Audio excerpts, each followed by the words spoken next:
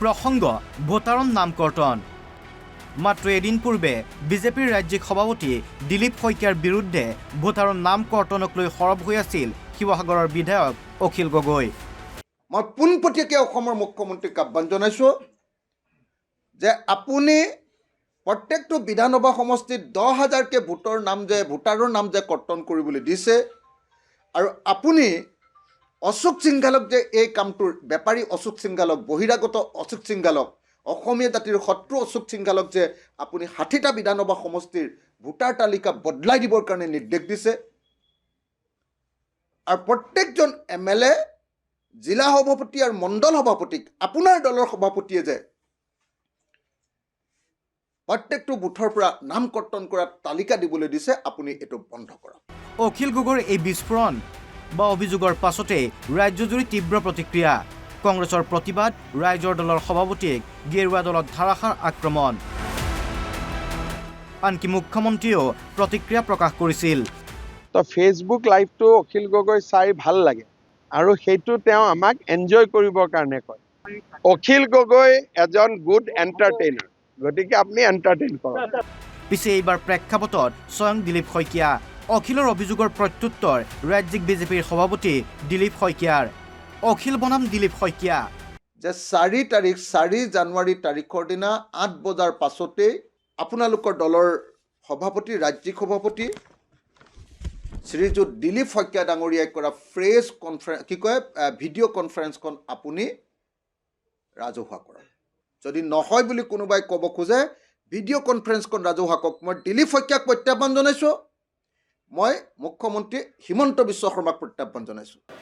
প্ৰথম কথাটো অখিল গগৈ ডাঙৰীয়াৰ স্ক্ৰীনশ্বট, তেওঁ দিয়া স্ক্ৰীনশ্বটৰ কালি যিটো 9:30 বজাত দিছে বা 9:45 মানত গোটাই দিছে নেকি, ইমান সময়ত দিছে।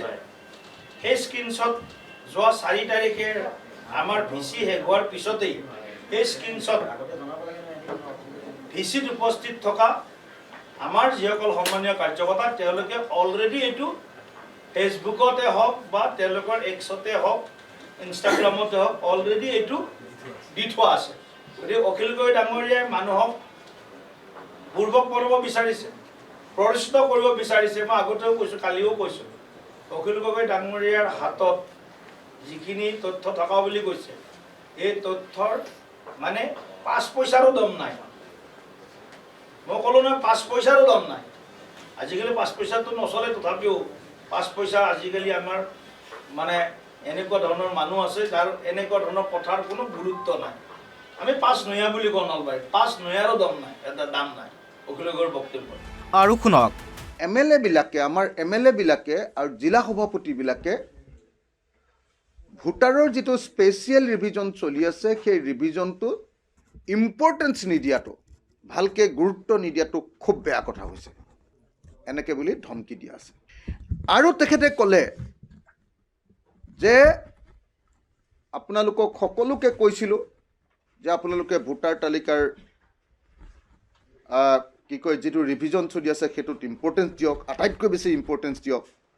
আৰু তেখেতে ক'লে যে এতিয়া আমাক 12 তাৰিখৰ ভিতৰত আপোনালোকৰ সকলো MLA বিলাক, এনেকৈ কৈছে, সকলো MLA, সকলো ডিষ্ট্ৰিক্ট সভাপতি আৰু মণ্ডল সভাপতিয়ে বুথ ভিত্তিক সেইবিলাক ভোটাৰৰ নাম আমাৰ হাতত দিব লাগিব যিবিলাক ভোটাৰে বিজেপিক ভোট নিদিয়ে। আৰু আমি কিয় নকৰিম? আমি VC কৰিম, আমি মিটিং কৰিম, আমাক এখন শুদ্ধ ভোটাৰ তালিকা লাগে, পিয়ৰ ভোটাৰ লিষ্ট লাগে। 10 বছৰ আগতে মানুহ মৰি গৈছে, তেওঁ ভোট দিয়ে। ছোৱালী বিয়া হৈ গৈছে, তেওঁৰো ক'ৰবাত যদি ভোট দিয়া হয়।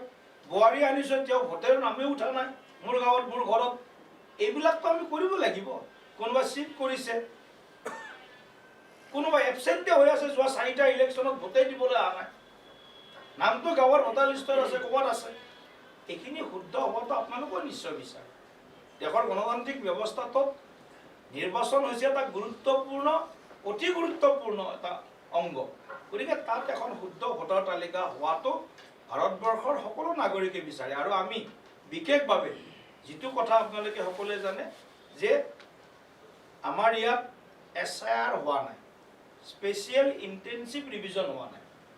আমাৰ ইয়াত স্পেচিয়েল ৰিভিজন হৈছে গতিকে আমি দাবী কৰিছোঁ অসমত অতি সোনকালে SIR হ'ব লাগে আচলতে কোন সঁচা অখিল নে দিলীপ শইকীয়া মিছলীয়া কাৰ হৈ কাম কৰিছে নিৰ্বাচন আয়োগে অখিল গগৈ হয়তো নিজেই নাজানে যে যি আপোনাৰ ইলেকশ্যন কমিশ্যন এই ইলেকশ্যন কমিশ্যন কি কাম কৰে বা ইলেকশ্যন কমিশ্যনৰ দায়িত্ব কি কৰ্তব্য কি হয়তো তেখেতে ভালদৰে নাজানে সেইকাৰণে তেখেতে এনেধৰণৰ কথা কৈছে কাৰণ ইলেকশ্যন কমিশ্যন সকলোতকৈ ঊৰ্ধত ইলেকশ্যন কমিশ্যনে কেতিয়াও কোনো পাৰ্টি বিশেষে কেতিয়াও কাম নকৰে ইলেকশ্যন কমিশ্যনৰ যিটো পাৱাৰ যিটো অধিকাৰ যিটো দায়িত্ব সেইটো সকলোতকৈ ঊৰ্ধত দুধনৈৰ পৰা বিদ্যুৎ চৰকাৰৰ সহযোগত গুৱাহাটীৰ পৰা ভিডিঅ' জাৰ্নেলিষ্ট শংকৰ দাসৰ সৈতে দীপাংকৰ মেধি অসম লাইভ 24